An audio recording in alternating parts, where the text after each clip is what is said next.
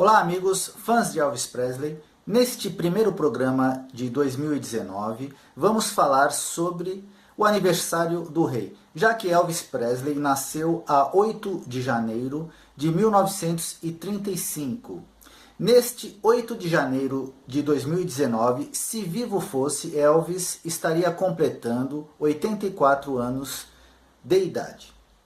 E para falar sobre isto, eu trago hoje alguns textos deste livro de Albert Goldman, já adiantando que os livros, em sua maioria, os textos que eu trago aqui, são todos livros em inglês, não saíram no nosso país, ok? Então, o primeiro parágrafo, o primeiro texto que eu trago sobre o assunto, sobre o nascimento de Elvis, é como a mãe de Elvis, ela já tinha uma ideia naquele tempo remoto, em 1935, com poucos recursos, não se sabia, ela não fez pré-natal, então ela tinha uma intuição que ela teria gêmeos. Então ela escolheu o nome das crianças antes mesmo de saber. Tão forte ela tinha esse sentimento que ela teria gêmeos, que ela carregava duas crianças em seu ventre. Vamos ao primeiro texto. Muito antes do tempo, Gladys se convenceu que estava esperando gêmeos. Tão forte era a sua crença que ela e Vernon escolheram os nomes para as crianças que estavam por nascer. Ela estava igualmente segura que ambos seriam meninos. Os primeiros nomes dos meninos foram retirados do lado masculino da família. Jesse foi escolhido em homenagem ao pai de Vernon. Elvis foi uma homenagem a Vernon, sendo este o seu nome do meio, já que Vernon chamava Vernon Elvis Presley. Os nomes dos gêmeos foram selecionados com grande cuidado para rimar, tanto pela escrita quanto pela fonética, assim proclamando a última intuição de Gladys, a de que esses bebês não seriam apenas gêmeos fraternos, mas idênticos.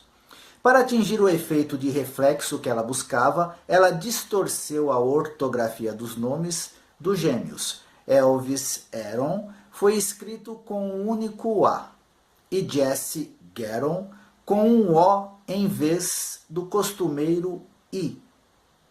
Mais sinais da criatividade e o número equivalente de sílabas em cada nome, e o equilíbrio estabelecido em correspondência ao nome do Velho Testamento.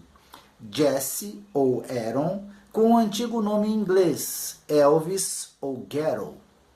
A laçada final no nó do nome ligou os meninos ao seu pai, dando a todos um nome que rimava, Errol, Garo, Vernon. Não foi, no entanto, a conexão com o pai, mas a ligação com o outro gêmeo que foi primordial. Gladys quis assegurar que em toda a sua vida futura, Elvis Aaron, por exemplo, nunca poderia ouvir, falar ou ler o seu próprio nome sem ouvir em sua mente o eco fraco da rima, Jesse Garo. Então agora o segundo texto que eu separei do livro de Albert Goldman sobre o nascimento de Elvis. Diz assim: Vernon confidenciou a Elvis que ele sabia o momento exato da concepção de seu filho, porque naquele instante ele tinha perdido a consciência. Então estava lá Vernon com a senhora Gladys, e no momento do amor ele desmaiou. Embora houvesse outras maneiras mais racionais de interpretar esta perda momentânea de consciência, Elvis insistiu em vê-lo nos termos de sua principal obsessão. Foi um sinal claro, segundo ele, que no momento crítico o corpo de seu pai havia se tornado um instrumento para um ser superior. Assim como os heróis da mitologia, Elvis chegou a acreditar que o homem que ele chamava de papai era tanto seu pai como José era pai de Jesus. Mais uma confirmação desta ideia estranha foi a história contada por Vernon, que ao sair para o quintal, na noite do nascimento, viu o céu todo iluminado por uma luz azul intensa, em volta da qual nuvens se agitavam. Esta lembrança emocionava Elvis, porque o azul era uma cor que ele se identificava há muito tempo e à qual ele atribuía um significado sobrenatural. E agora, para encerrar o programa, vamos ao terceiro e último texto que eu separei para os meus amigos, para os inscritos e para os fãs de Elvis Presley. Segundo a lenda, Elvis Presley foi o primeiro a nascer dos gêmeos idênticos. O herói mítico é sempre o primeiro filho. O segundo gêmeo morreu depois do nascimento. É altamente característico na mente de milhões de fãs de Elvis Presley e numerosos hagiógrafos que nenhum deles alguma vez tenha pensado em verificar esta história, procurando os registros apropriados. Então aqui este livro é de 1981 e Goldman aprofundou sua pesquisa. Até 1980, como diz aqui no texto, não antes de 1980, a verdade sobre o nascimento de Elvis foi revelada. Quando a senhora Sarah Potter, filha do médico, o Dr. William Robert Hunt, descobriu um registro nos arquivos de seu pai que define o assunto de forma verdadeira. Dr. Hunt, na época, era um médico da região que mantinha um consultório em cima de uma joalheria em Tupelo. Até o momento em que ele se aposentou, na década de 50, ele tinha supervisionado o nascimento de 1.854 bebês. Este número é significativo porque ele sugere a precisão do doutor em suas anotações. Para cada ano de sua prática, voltando ao seu primeiro ano em 1913, o médico manteve um livro de registros, um livro bebê, no qual ele relata as circunstâncias de cada trabalho de parto.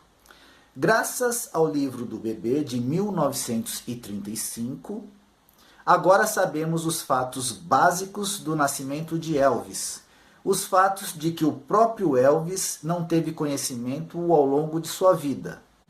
Ele foi um dos primeiros daqueles milhões que foram enganados pela curiosa propensão de Gladys e Vernon em fazer alterações inexplicáveis em sua história familiar. Na noite do dia 8 de janeiro, terrivelmente fria no norte do Mississippi, o Dr. Hunt atendeu Gladys Presley em casa. Provavelmente ele foi vê-la pela primeira vez. Ele anotou em seu livro que às 4 horas da madrugada, a senhora Presley deu à luz a um filho, Nat, morto. Então, às 4h35 da madrugada, ela deu à luz uma segunda vez, a outro filho que sobreviveu. Na certidão de nascimento, ele grafou o nome do bebê sobrevivente, Elvis Aaron, com 2 A, que é, sem dúvida, a forma como foi pronunciado. Ele observou que o pai era um trabalhador branco de 18 anos de idade. Em seu livro Bebê, ele registrou que a família era incapaz de pagar a taxa de $15, mas que ele, eventualmente, recolheu o dinheiro do Estado. Assim, nascia o rei. Pessoal, espero que tenham gostado deste primeiro programa de 2019 e que venham muitos outros. Vamos continuar falando sobre o rei Elvis. Meus amigos, minhas amigas, Elvis Forever.